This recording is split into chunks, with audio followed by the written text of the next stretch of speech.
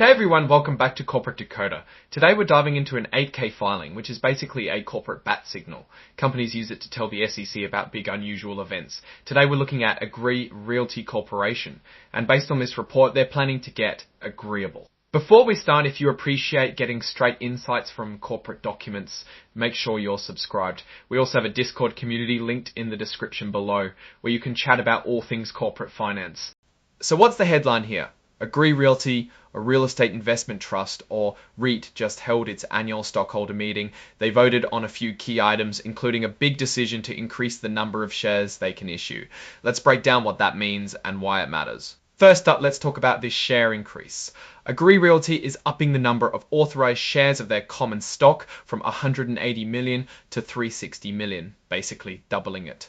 What does this mean? Well, it gives the company more flexibility. They can issue these new shares to raise money, maybe for buying more properties or paying off debt. They can also use them for things like stock options for employees or even acquiring other companies. Now let's look at the voting results from the annual meeting. The first item was the election of directors. 3 directors were elected to serve until the annual meeting in 2028. This is standard procedure, but it's important because these are the people who will be guiding the company's strategy for the next few years. Looking at the numbers, Joel Agree got 91,355 votes, Mighty 55 votes, Michael 55 votes, and Gregory Lumpcool got 86,318, Housen 788 votes. All were elected. The number of votes withheld is also reported, meaning not voting for them, but those numbers are very small, showing strong confidence from shareholders. Next, stockholders voted to ratify the appointment of Grant Thornton LLP as the company's independent auditor for this year. This is another routine item, but it's crucial for ensuring that the company's financial statements are accurate and reliable. Think of it like getting a health checkup to make sure everything is in order. The vote was overwhelmingly in favor with 97,778 votes for, 978 votes for 2 against, and a tiny number of abstentions at 56,153. So shareholders clearly trust Grant Thornton to do the job. The third vote was on executive compensation, basically how much the top bosses get paid. It's a non-binding vote, meaning the company doesn't have to follow the stockholders' wishes, but it's still a good way to gauge shareholder sentiment.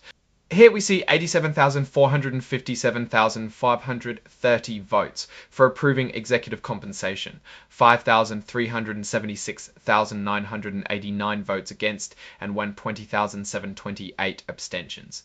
There's also a large broker non-votes. This happens when brokers holding shares for clients don't receive instructions on how to vote on certain matters and therefore do not vote. While the compensation was approved, the relatively higher number of votes against it compared to the other proposals might suggest some shareholders think executives are getting paid too much. Finally, the big one, the vote to approve the amendment to the company's charter, allowing them to issue more shares.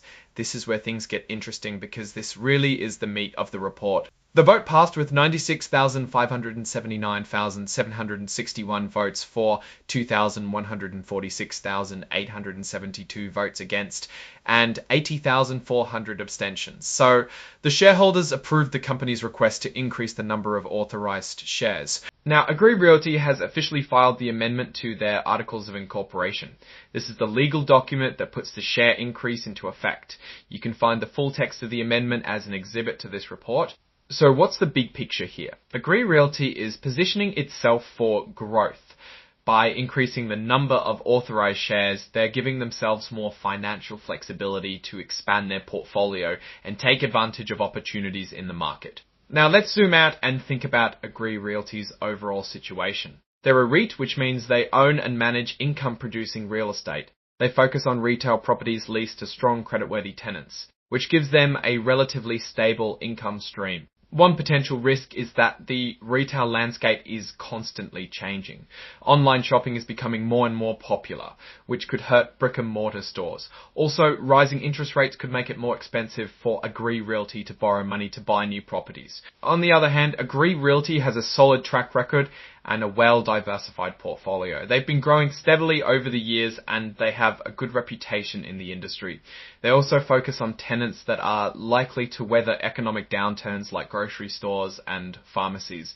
Looking at the numbers from this meeting, The executive compensation approval getting more against votes is notable. That may signal shareholders think that executives are getting paid too much, which may hurt shareholders' confidence. Overall, Agree Realty seems to be in a pretty good position. They've got a clear strategy, a strong portfolio, and the financial flexibility to keep growing. But like any company, they face challenges and risks that they'll need to navigate carefully. Alright, that's our breakdown of Agree Realty's latest filing. What's your take on these votes and what they signal for the company's future? Drop your thoughts in the comments. If this analysis was valuable, hitting that like button really helps. And subscribe for more deep dives into the world of corporate filings. Don't forget to check out the Discord in the description. Thanks for watching. See you next time.